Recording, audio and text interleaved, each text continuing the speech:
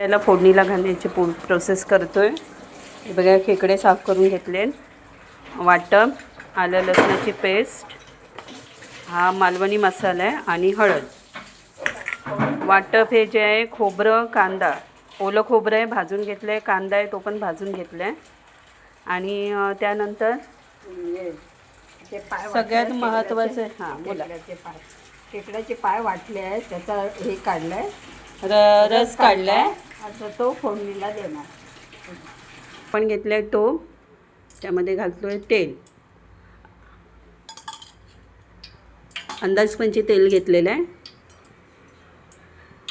मसाला, हळद, कांदा त्यामध्ये घातलाय कांदा, कांदा घातला फोडणीला, कांदा थोडा परतवून घ्या।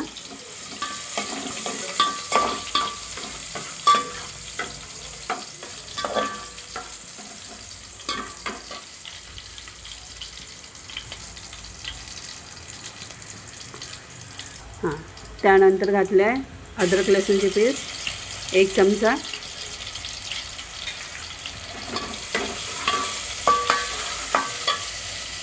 आणि आता मालवणी मसाला आणि हळद जे तुम्हाला मी आधी दाखवलेलं ते 1 चमचा घेतला आहे आणि हळद थोडीशी घेतली।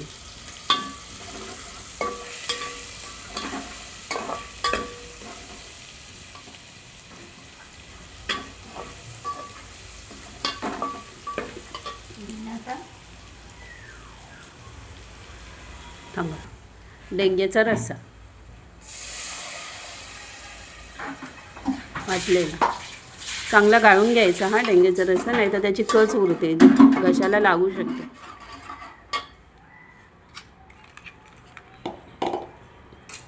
आता ह्यामध्ये आपण खेकडे सोडतोय।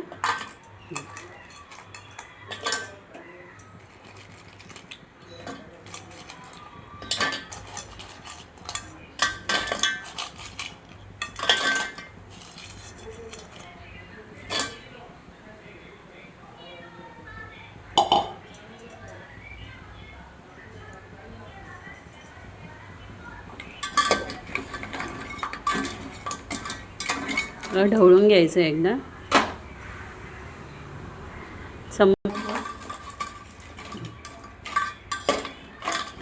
नंतर वाफ आली ना,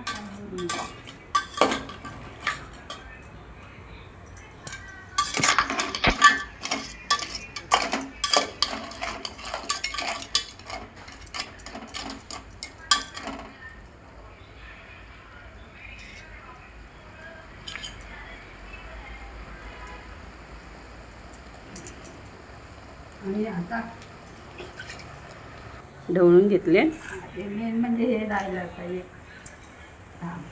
हे बघा, हे आपण खेकड्याचे जे कवच वरचं घेतलेले आहे त्याच्यामध्ये आता बेसन भरून आपण त्यांना सोडणार आहे। तर बेसन भरायची पद्धत बघा कशी आहे।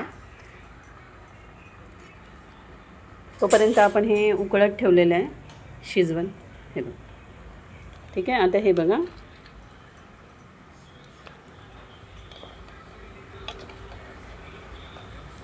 बेसन घेतलं 3 चमचे, त्यामध्ये पाणी घातलं,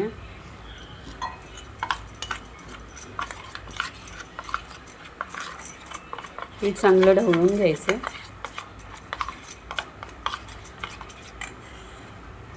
त्यानंतर बघा हे अशा पद्धतीने ते भरायचं, म्हणजे त्याच्यामध्ये जे शेलमध्ये पण जे मांस असतं ते त्याच्यासोबत आपल्याला भेटतं, आणि त्यानंतर एक एक असं सोडायचं त्याच्यामध्ये, हे बघा।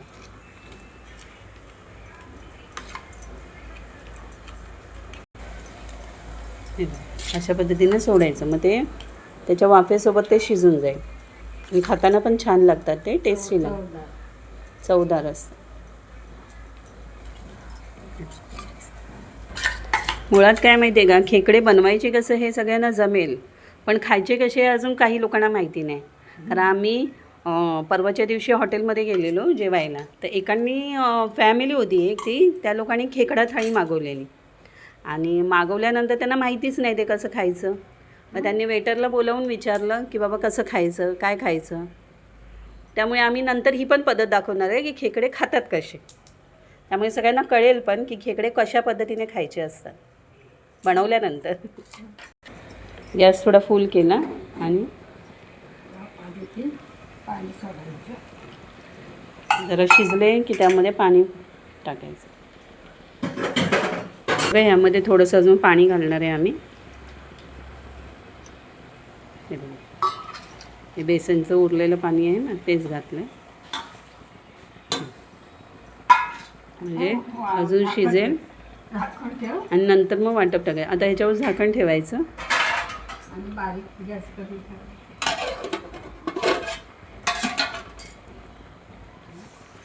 एकदा हे ढवळून घ्यायचं आहे आपल्याला. बघा चमचा नाही वापरायचा यावेळेला ते पीठ होणार ना सगळं पीठ होणार. असं वाफेने म्हणून करायचं. हाताने ढवळून घ्या. टोप हलवायचं. का बारीक गॅस करून शिजत झाला. यामध्ये कोकम घाला 2-3 आम्ही घालतो. आणि पुन्हा एकदा ढवळून घ्या. ढवळ्याची पद्धत बघा कशी आहे. चांगलं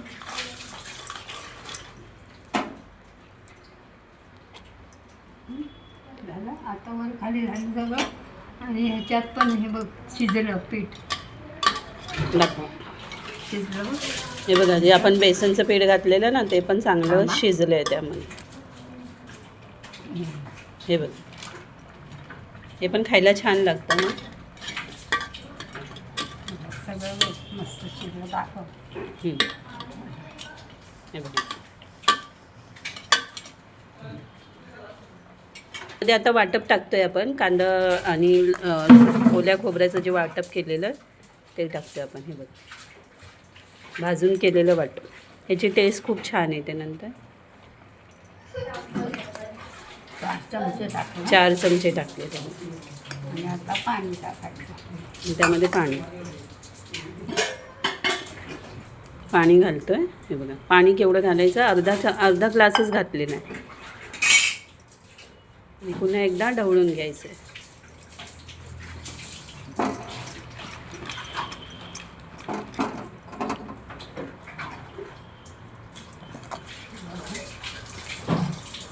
फुल लागलं नाही पाणी.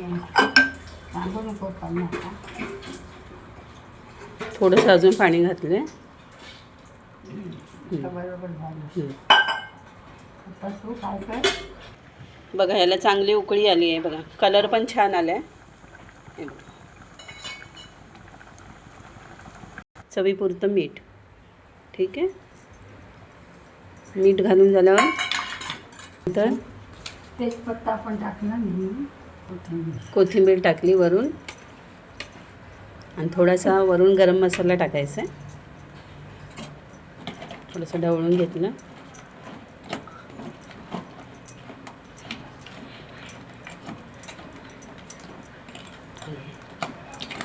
छान कलर आला आहे. छान वाटतं आहे. टेस्टला पण झालं आहे छान.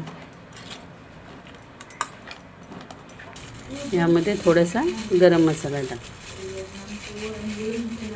गरम मसाल्याने अजून टेस्ट वाढेल.